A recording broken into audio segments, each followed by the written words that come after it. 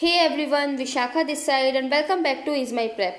आज हम फिर आप लोगों के सामने हाजिर हैं एक नई वीडियो के साथ, एक नए टॉपिक के साथ, जो कि बहुत ही इम्पोर्टेंट टॉपिक है जो भी टीचिंग के एग्ज़ाम्स होते हैं उनके लिए। और अभी रिसेंटली सीटेट का एग्ज़ाम होने वाला है 5 जुलाई को, तो वहाँ पे आप ये मान के चलिए कि 2 से 3 क्वेश्चंस बनते ही बनते हैं इस टॉपिक से।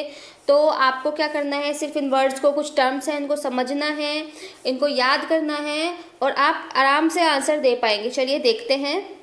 देखिए, लर्निंग डिसेबिलिटीज़ क्या है। लर्निंग डिसेबिलिटीज़, देखिए, जब लर्निंग का मतलब पता है अधिगम, मतलब कुछ याद करने की अक्षमता होना। मतलब जब कोई पर्सन कुछ समझ नहीं पाता, कुछ याद नहीं कर पाता, उसमें कोई अक्षमता रह जाती है, वो समर्थ नहीं होता, उसे कहते हैं लर्निंग डिसेबिलिटीज़। अब ये स्पेसिफिक लर्निंग डिसेबिलिटीज़ की बात कर रहे हैं। ये जितने भी टर्म्स हैं इन्हें हिंदी में भी इसी टाइप से लिखा जाता है, इसलिए मैंने इन्हें हिंदी में नहीं लिखा है। इनको ऐसे ही लिखा जाएगा, डिसग्राफिया को डिसग्राफिया ही होगा, बस वो हिंदी में हो जाएगा, और वर्ड जो है, टर्म जो है वो यही रहेगी। सबसे पहले देखते हैं ऑडिटरी प्रोसेसिंग डिसऑर्डर, जिसे APD भी कहते हैं। ऑडिटरी प्रोसेसिंग डिसऑर्डर को CAPD भी कहते हैं, central auditory processing disorder. Actual में जो डिसऑर्डर है ये होता क्या है, जब क्या होता है, जब जो चाइल्ड होता है, जो किड होता है, उसके जो कान हैं, उसके जो ईयर्स हैं और उसका जो ब्रेन है, वो क्या करते हैं, वो साथ में काम नहीं करते। मतलब जो वो सुनते हैं उसको वो माइंड तक सही से ले जा नहीं पाते, और वो क्या होता है, वो पूरी तरीके से चीज़ें सुन नहीं पाते। उनको कुछ चीज़ समझ आती है, कुछ चीज़ समझ नहीं आती। उनको साउंड समझने में दिक्कत होती है। मतलब जैसे दूसरे बच्चे साउंड्स को समझ पाते हैं, वो उन साउंड्स को नहीं समझ पाते, उनको साउंड्स प्रॉपर समझ नहीं आती। जैसे कि बहुत बार क्या होता है इन बच्चों के साथ कि अगर ये किसी नॉइसी प्लेस पे हैं जहाँ पे बहुत ज़्यादा शोर हो रहा है, तो ये एक्चुअल में वो चीज़ नहीं सुन पाएंगे। मतलब जैसे हम लोग क्या करते हैं, हम एक जगह ध्यान लगा के वो बात सुन सकते हैं जो बात हमें सुननी है, और बाकी के शोर शराबे को हम इग्नोर कर देते हैं। तो ये बच्चे क्या साउंड में डिफरेंस नहीं कर पाते। इन्हें कभी बहुत ज़्यादा साउंड सुनाई देती है, इन्हें कभी बहुत धीरे साउंड सुनाई देती है, इन्हें कुछ समझ नहीं आती चीज़ें, क्योंकि इनके ईयर्स, इनके कान और इनका जो ब्रेन है वो क्या करते हैं, साथ में फंक्शन नहीं करते। तो अगर आपसे क्वेश्चन पूछा जाता है कि एक बच्चा है जिसे साउंड को लेके प्रॉब्लम हो रही है, और वो क्या है, किसी सोशल प्लेस पे नहीं जा सकता, उसे जाता है तो वो ठीक से बातचीत सुन नहीं पाता, उसे समझ नहीं आता, तो क्या कौन सा डिसऑर्डर होगा, ये होगा APD, auditory processing disorder. Next है डिसग्राफिया। डिसग्राफिया क्या होता है, लर्निंग डिसेबिलिटी इन राइटिंग। जब बच्चों को लिखने में, राइटिंग में क्या होती है, डिसेबिलिटी होती है, वो असक्षम या अक्षमता होती है उनकी लिखने में, तो उसे कहते हैं डिसग्राफिया। ठीक है, जैसे कि वो बच्चे क्या करते हैं, क्या प्रॉब्लम होगी, उनकी राइटिंग इतनी गंदी होती है कि वो पढ़ नहीं पाएगा कोई भी। ठीक है, उनकी ऐसी राइटिंग होगी, और क्या होता है, वो स्पेस नहीं देते। जैसे कुछ वर्ड्स लिखने से पहले, जैसे मैं आप यहाँ पे देखिए, मैंने डिसेबिलिटी और इनके बीच में स्पेस दिया है, तभी हम दो वर्ड्स को डिफरेंस कर सकते हैं, 2 वर्ड्स का। वो बच्चे ऐसा नहीं करते, वो बहुत सारे वर्ड्स को मिला के लिख देते हैं। उनको स्पेलिंग प्रॉब्लम होती है बहुत ज़्यादा, वो वर्ड्स को नहीं बना पाते। थिंकिंग और राइटिंग जो वो सोचते हैं वो लिख नहीं पाते। तो जितनी भी लिखने से संबंधित प्रॉब्लम्स होंगी वो होंगी डिसग्राफिया। ये ग्राफ से आप याद कर लीजिए, जैसे ग्राफ को बनाते हैं वैसे ही बनाना, लिखना, तो क्या होगा, राइटिंग में उनको प्रॉब्लम होगी। जितने भी लिखने से संबंधित प्रॉब्लम है वो होगी डिसग्राफिया। नेक्स्ट है डिसकैलकुलिया। डिसकैलकुलिया वर्ड से समझ आ रहा है, यहाँ पे कैलकुलिया जैसे कैलकुलेशन होता है ना, अब यहाँ से याद करिए कैलकुलिया कैलकुलेशन से। ठीक है, मतलब उनको मैथ्स में प्रॉब्लम होती है, मैथ्स में डिसेबल होते हैं वो लोग। उनको मैथ्स में जो साइन होते हैं जैसे प्लस, अब उनके लिए क्या है, प्लस और मल्टीप्लाई वो एक ही समझ लेते हैं, उनको ज़्यादा वो डिफरेंस नहीं कर पाते। और क्या कर सकते हैं वो लोग, जो फैक्ट्स हैं उनको याद नहीं कर पाते। उन लोगों के साथ क्या प्रॉब्लम होती है, जैसे 15 लिखा है तो वो 25 समझ लेंगे। ठीक है, जैसे अगर लिखा है कि फॉर एग्जांपल लिखा है 5 + 5, तो वो 5 × 5 का आंसर दे देंगे। मतलब उन्हें साइन समझ नहीं आएंगे। जितनी भी कैलकुलेशन से लेके प्रॉब्लम है वो सारी प्रॉब्लम किस में होगी, डिसकैलकुलिया में। ठीक है, कैलकुलिया मतलब कैलकुलेशन। ये इनकी जो है, ये मैथ्स के सिंबल्स को, उनको मैथ्स के जो नंबर्स होते हैं न्यूमरेसी को वो समझने में, वो याद करने में, साइन को ऑपरेट करने में, ये सारी प्रॉब्लम्स उनको फेस करनी पड़ती हैं। नेक्स्ट है डिसलेक्सिया। डिसलेक्सिया क्या होता है? डिसेबिलिटी इन रीडिंग। जब बच्चों को पढ़ने में क्या होती है? डिसेबिलिटी होती है, वो डिसेबल होते हैं, वो ठीक से पढ़ नहीं पाते, तो वो क्या प्रॉब्लम होती है? डिसलेक्सिया। ठीक है, जैसे कि बच्चे क्या करते हैं, आप लोगों ने देखा होगा बहुत सारे बच्चे क्या करते हैं, कुछ वर्ड्स को कुछ अलग बोलते हैं, और वो हु की जगह हुम यूज़ कर देंगे, और बहुत सारी ऐसी होती है हु की जगह वू कर देंगे। मतलब ये उनकी प्रॉब्लम्स हैं, और वो कुछ वर्ड्स को सही से पढ़ ही नहीं पाएंगे, देख नहीं पाएंगे। मतलब देखेंगे बट उन्हें उतना समझ नहीं आएगा कि किस लेटर को कैसे बोलना है, किस लेटर की कैसे साउंड निकलेगी, और जितनी भी इस टाइप की प्रॉब्लम होगी पढ़ने को लेकर। रीडिंग्स इतना ज़्यादा डीप में पूछते नहीं है, वैसे वो इतना पूछते हैं कि जितनी भी, अगर एक बच्चा है उसे एक रीडिंग के लिए बोला गया और वो ठीक से रीड नहीं कर पा रहा, वो अलग अलग गलत गलत वर्ड्स बोल रहा है, तो ये प्रॉब्लम क्या है, ये डिसऑर्डर क्या है? तो ये होगा डिसलेक्सिया। ठीक है, चलिए नेक्स्ट है लैंग्वेज प्रोसेसिंग डिसऑर्डर, इसे LPD भी कहते हैं। ये क्या है? मतलब लैंग्वेज को प्रोसेस ना कर पाना, जो भी लैंग्वेज है, जो भाषा है, उसे रिसीव नहीं कर पाना। मतलब बच्चे क्या करेंगे? भाषा को रिसीव नहीं कर पाएंगे, उन्हें भाषा समझ ही नहीं आएगी, वो पहचान नहीं पाएंगे। मतलब कि जो भी कोई ग्रुप है, कोई वर्ड का ग्रुप है, उन्हें ये नहीं पता कि कौन सा वर्ड कौन से ग्रुप से आ रहा है, जो भी सेंटेंसेस हैं उनका क्या मीनिंग है। इसका एक एग्जांपल ले लेते हैं। अगर किसी ने कोई जोक मारा है, कोई मजाक कर रहा है, तो वो बच्चे जो होंगे उन्हें उसके जो पीछे जो मतलब छुपा हुआ है, जो वो जोक है, जो उसके पीछे मतलब छुपा हुआ है, वो समझ नहीं पाएंगे, क्योंकि उनकी जो है लैंग्वेज प्रोसेसिंग डिसऑर्डर है। उन्हें वो लैंग्वेज ठीक से समझ ही नहीं आ रही है। ऐसा नहीं है उन्हें कोई और लैंग्वेज समझ आती है, लैंग्वेज उनकी भी वही रहती है, बट वो ठीक से उसका एक्चुअल मीनिंग नहीं निकाल पाते हैं। मतलब लैंग्वेज तो उन्हें सुनाई दे रही होती है जो भी बोला जा रहा है, बट वो प्रोसेस नहीं कर पाता उनका माइंड कि एक्चुअल में इस सेंटेंस का मतलब क्या हुआ, क्या कहना चाह रहा है दूसरा पर्सन। तो ये होगा LPD। नेक्स्ट है NVLD, non verbal learning disability. ये क्या होती है? नॉन वर्बल वर्ड में समझ आ रहा है कि जो बोला गया है उससे रिलेटेड नहीं है ये। मतलब इन बच्चों के साथ क्या होता है, ये बच्चे वो होते हैं जो ये सुन लेते हैं, वो तो इन्हें याद रहता है बहुत अच्छे से, इनकी एक्सीलेंट मेमोरी होती है सुनने को लेके। मतलब अगर ये सुनेंगे तो इन्हें बहुत लंबे टाइम तक वो चीज़ याद रहेगी, बट इनकी पुअर मेमोरी होती है उन चीज़ों को लेके जो ये चीज़ें देखते हैं। मतलब जो भी ये चीज़ देखेंगे, सी करेंगे, वो उसकी इन्फॉर्मेशन उसको ये ठीक से समझ नहीं पाएंगे। उनको जो देखने से रिलेटेड प्रॉब्लम होगी, कोई भी प्रॉब्लम हो सकती है उन्हें, बट वो क्या करेंगे? देखने वाली चीज़ों को नहीं समझ पाएंगे। वो सुन तो लेंगे चीज़ों को, अगर कोई बोला जाता है तो सुन लेंगे, बट आप लोगों ने जैसे बहुत सारी मूवीज़ में देखा होगा, कुछ बच्चे ऐसे होते हैं इधर उधर देखते रहते हैं। मोस्टली हॉलीवुड मूवीज़ होती हैं ऐसी कि इधर उधर देखते रहते हैं, बट टीचर उनसे कोई क्वेश्चन पूछता है एकदम से, तो वो जल्दी से खड़े होकर अच्छा जवाब दे देते हैं। फिर पूरी क्लास सोचती है कि इन्होंने किस टाइप से जवाब दिया है। ऐसा क्यों होता है? क्योंकि वो बच्चे क्या है, वो सुन अच्छा पाते हैं, तो वो इधर उधर भी देखते रहेंगे तो भी वो चीज़ें सुन पा रहे हैं।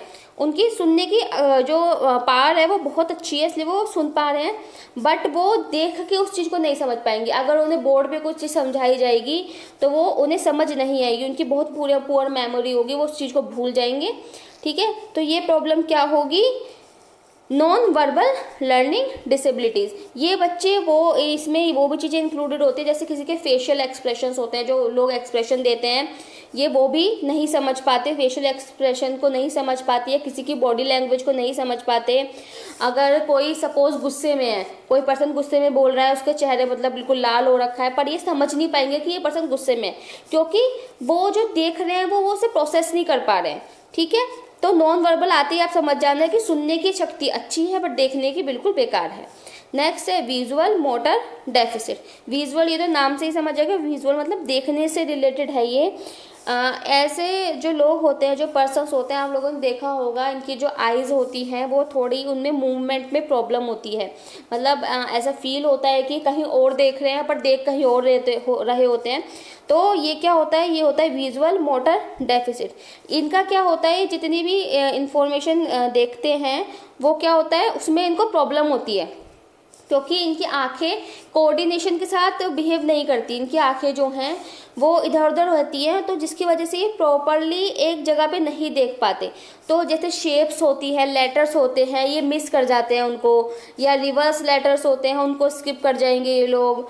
और क्या कर सकते हैं, ये प्लेसेस भूल जाते हैं बहुत जल्दी। अगर कहीं जाना है तो प्लेसेस भूल जाएंगे कि कहाँ से गए थे, कहाँ से नहीं गए थे, और पेंसिल को कैसे होल्ड करना है, ये सारी चीज़ें। या फिर हैंड कोऑर्डिनेशन भी इनका सही से नहीं हो पाता, क्योंकि इनकी आंखें कोऑर्डिनेशन में काम नहीं कर रही, दोनों आंखें कहीं और देख रही हैं, अलग अलग जगह देख रही है। तो जो आइज़ का मूवमेंट है वो क्या है, वो प्रॉपर नहीं है, जिसकी वजह से इन्हें विजुअल देखने में क्या हो रही है, प्रॉब्लम हो रही है। और देखने से रिलेटेड जितनी भी प्रॉब्लम्स हैं इनको सारी यहाँ पे फेस करनी पड़ती हैं।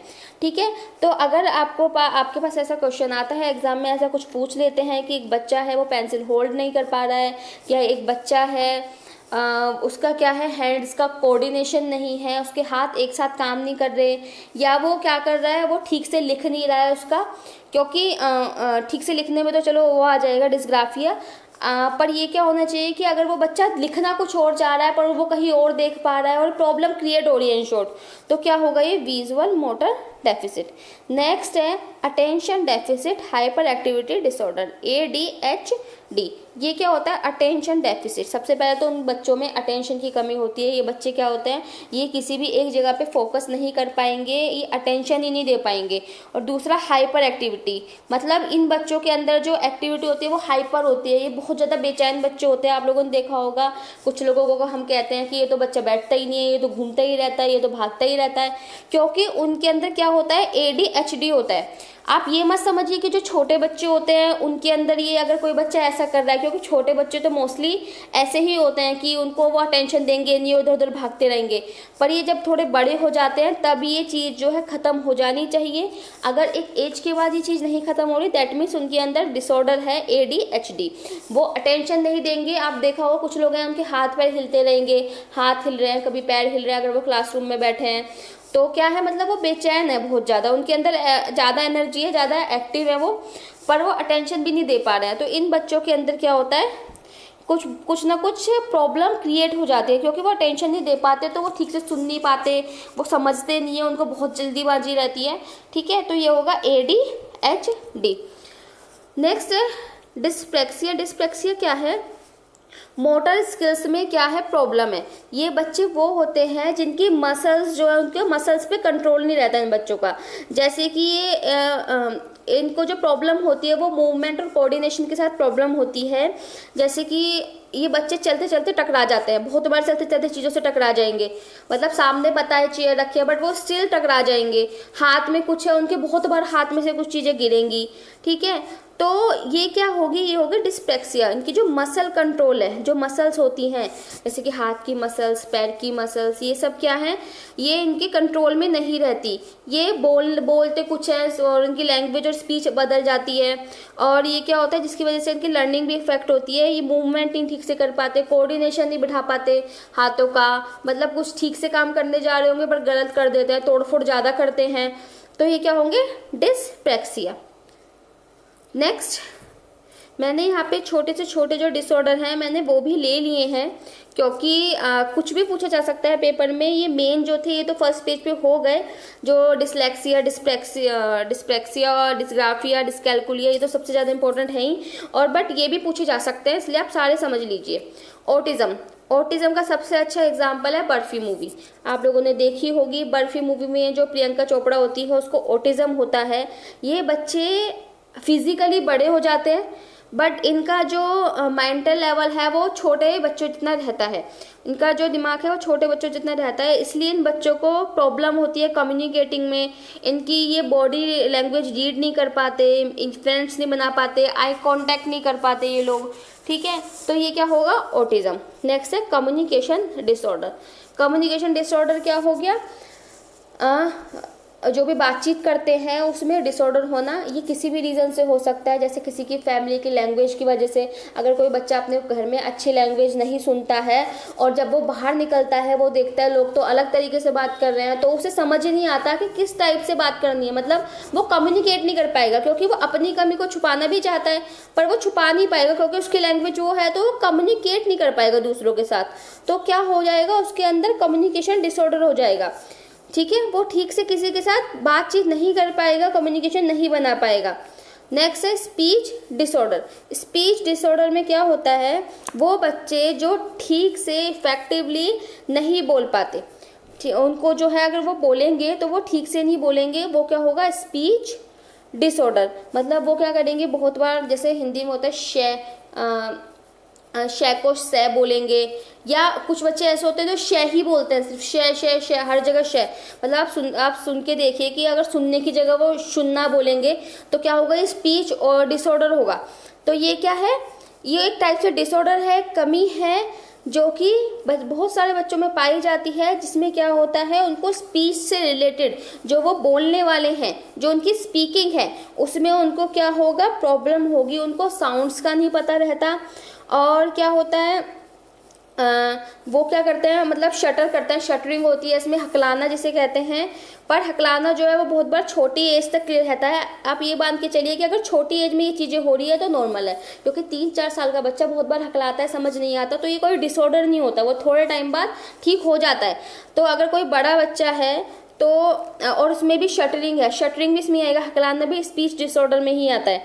ठीक है, तो अगर कोई बड़ा बच्चा है जो कि बड़ा हो गया है एज के बाद, और उसकी जो स्पीच है वो ठीक हो जानी चाहिए और स्टिल ठीक नहीं हुई है, तो क्या है उसके अंदर, speech disorder. Poor reading habits. Poor reading habits मतलब ये भी उस टाइप से है जो भी हमने पढ़ा था, जिसमें हमने कहाँ पढ़ा था, ये डिसलेक्सिया में पढ़ा था, जो बच्चों को प्रॉब्लम होती है किसमें, रीडिंग में। ये भी थोड़ा थोड़ा उससे रिलेटेड है बट थोड़ा सा अलग है। Poor reading habits. Poor reading habits में क्या है कि बच्चे क्या हैं, इनको रीडिंग की प्रॉब्लम होती है, ये ठीक से चीज़ों को रीड नहीं कर पाते और एक अटेंशन के साथ रीड नहीं करेंगे। अगर इन्हें रीडिंग के लिए खड़ा कर दिया तो ये क्या करेंगे, इधर उधर देखते रहेंगे, मतलब बहुत ज़्यादा इनका ध्यान भटकेगा। और क्योंकि इनकी रीडिंग हैबिट्स बहुत बुरी है, बहुत पुअर है, तो ये क्या कर पाते हैं, ठीक से रीड नहीं कर पाते चीज़ों को, बार बार अजीब अजीब से फेस बना सकते हैं ये बच्चे। इनमें कोई भी किसी टाइप की भी कमी हो सकती है, साउंड को ऊपर नीचे कर सकता है, क्योंकि इनकी पुअर रीडिंग हैबिट्स है, तो कोई भी प्रॉब्लम हो सकती है। और बार बार अपने क्या कर सकते हैं, लिप्स को बाइट कर रहे हैं, या बार बार जड़ों से ज़्यादा जीभ निकाल रहे हैं, ये सब क्या होते हैं, ये सब होते हैं पुअर रीडिंग हैबिट्स डिसऑर्डर की लक्षण। इसमें बच्चे ऐसे भी करते हैं बहुत बार कि अगर उन्हें पढ़ाने के लिए खड़ा किया गया तो वो रोने लगेंगे, कि मतलब वो मना करेंगे, वो बहुत हद तक, बहुत एंड तक जाके वो मना करेंगे कि हमें नहीं पढ़ना, क्योंकि उनकी रीडिंग स्किल्स जो होती है वो बहुत बुरी होती हैं। ठीक है, एक्चुअल में कोई डिसऑर्डर नहीं है, बस एक ही कमी है। ये पूछ लिया जाता है बहुत बार पेडागोजी में कि अगर बच्चों को ये प्रॉब्लम है तो आप क्या बोलोगे कि क्या है उसके बच्चे के लक्षण, या क्या वो प्रॉब्लम फेस कर रहा है। अगर बच्चे को रीडिंग के लिए खड़ा किया गया और वो रोने लगा, तो मतलब आप क्या क्या समझते हैं इस बात से कि वो क्या प्रॉब्लम लेके खड़ा हुआ है, या क्या प्रॉब्लम है उसके अंदर, तो कह सकते हैं पुअर रीडिंग हैबिट्स की। नेक्स्ट है word recognition errors. Word recognition errors में क्या होता है, वर्ड को रिकॉग्नाइज नहीं कर पाते, वर्ड्स को पहचान नहीं पाते बच्चे, या तो वर्ड्स को बहुत बार खा जाते हैं, या एक्स्ट्रा वर्ड डाल देते हैं सेंटेंस के बीच में, या वर्ड्स को इधर उधर कर देते हैं, जैसे पाउंड का पौंड कर देते हैं। तो ये सब क्या होती है, वो वर्ड्स को पहचान नहीं पाते, तो ये एरर है, वर्ड रिकॉग्निशन एरर। देखिए ये जो है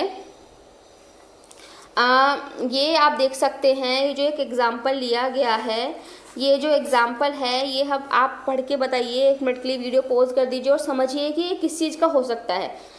अगर आप इसे देखते हैं और समझते हैं तो ये क्या है, डिस्ग्राफिया है, मतलब बच्चे को लिखने में प्रॉब्लम है।